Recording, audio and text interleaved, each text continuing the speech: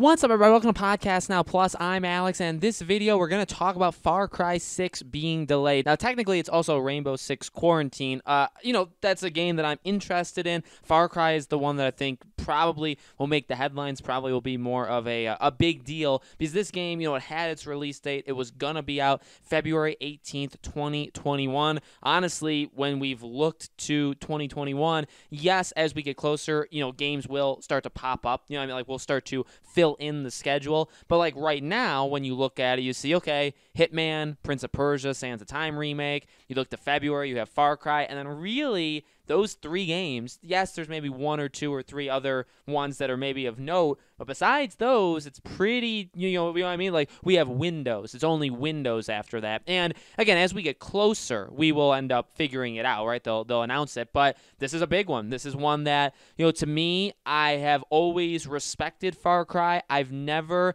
this is, if you ever ask the question, like, what's one franchise that maybe people love, or something that, like, you could just never, get part of, you can never just be part of, Far Cry would probably be that. I've seen for years all the nice things and all the really good things Far Cry has done. I've played Far Cry 3 and 4 myself, and I just never really understood it. You know what I mean? I mean, obviously Voss, like, I get that. I completely understand that, but it's just not a franchise that I was super into. With that being said, you can say, well, why are you covering this? Well, Far Cry 6 looks to be, now, we have a trailer. We have screenshots of the gameplay, but I mean, it looks incredible. And for what it's worth, it's got me. It's got me where it's like, okay, this could be. It'll probably be a day one buy, and this could be a Far Cry game that can actually get me into the franchise. Well, It's pushed. It's pushed out of quarter one of their fiscal quarter and now into the next fiscal year for Ubisoft, which starts April 2021 and ends in March of 2022. Hopefully, and this is not going to get the Skull and Bones. I was going to say hopefully it doesn't. It won't. It's not going to get the Skull and Bones treatment, which, if you guys know, has jumped from fiscal year 1 year to fiscal year the next year to fiscal year the year after. This is not going to happen. However, it's not what this, I think, does show us is, okay, well, number one, February 18th to now at the earliest April 1st. So automatically, it's like a 2-month delay at the absolute minimum. I still think we get this game in the first half. I think that even just from like a marketing strategy, or from like, hey, if you're gonna want money, if you're Ubisoft and you want money, you think about it. And Prince of Persia, okay, you're not expecting that to like do like insane numbers, right? But that's January. If you come out with this in April, May, or June, you have your big game of the first half, and then you ideally have something else planned for the fall of 20, and which we've talked about before, right? There's the rumored Splinter Cell, the brand new Splinter Cell game.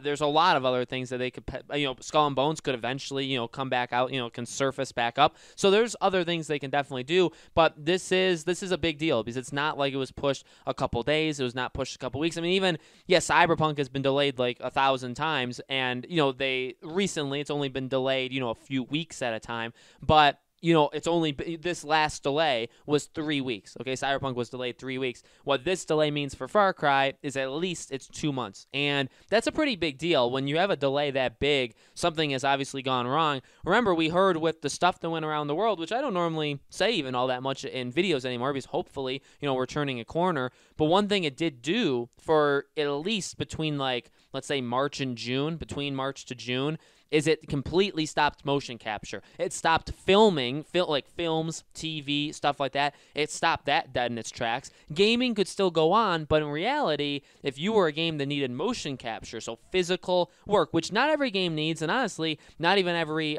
voice or character very heavily driven game needs it, but I would say a lot of them do. It stopped them dead in their tracks. It stopped them dead in their, because they couldn't do anything. So, and we've heard from the gaming industry that eventually that will catch up. That losing 4 months of potential progress of physical capture. Now the thing is, what we've heard also is gaming developers took that time and focused on other things. So maybe that part of a game is a little bit delayed, but maybe they got other things done that would have been done later. So maybe they didn't lose all that much time in all. I'm hoping for. I'm generally an optimistic person, so I'm hoping hoping that that is the case. But I'm not saying like the motion capture is what has slowed down Far Cry 6. But again, this is a big thing, and it does suck because we've seen a lot of these games be delayed. Movies have had a much, much tougher time in general, right? Especially movies, how you sometimes, because they interfere with each other, you've seen a lot of 2021 movies even move even further, right? Before we even got there. For gaming, this is kind of that first example where it's like, well, if you delay Gotham Knights, nobody even needs to kind of know about it. You know what I mean? Because nobody knows when the day of Gotham Knights is going to be. All you know, it's probably like the first half of the year. But honestly, they didn't even say that. They just said Step Into the Night 2021, right? That's what they said.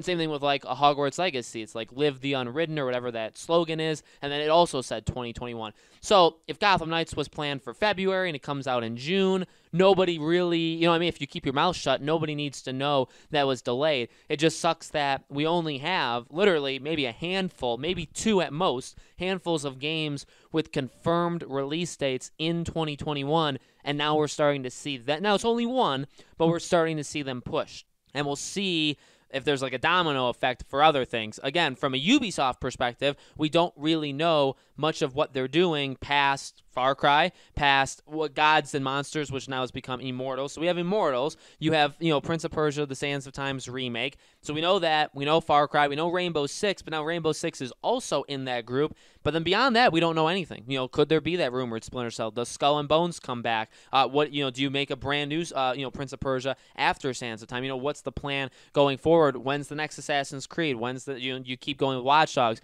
Do you annualize in a way? Not annualize, I guess. Do you make additional entries in For Honor, or do you do the Division 3? There's a lot they can do. There's a ton they can do, actually. We just don't know all that much. It just sucks that what we do know is now starting to get impacted, right? Starting to get pushed. So let me know what you guys think about this in the comments below, your thoughts on the delay. Make sure, as always, you guys are subscribed to this channel, have the bell icon turned on. I do a brand new video on this channel every single day, and so I hope to see you guys for tomorrow's video.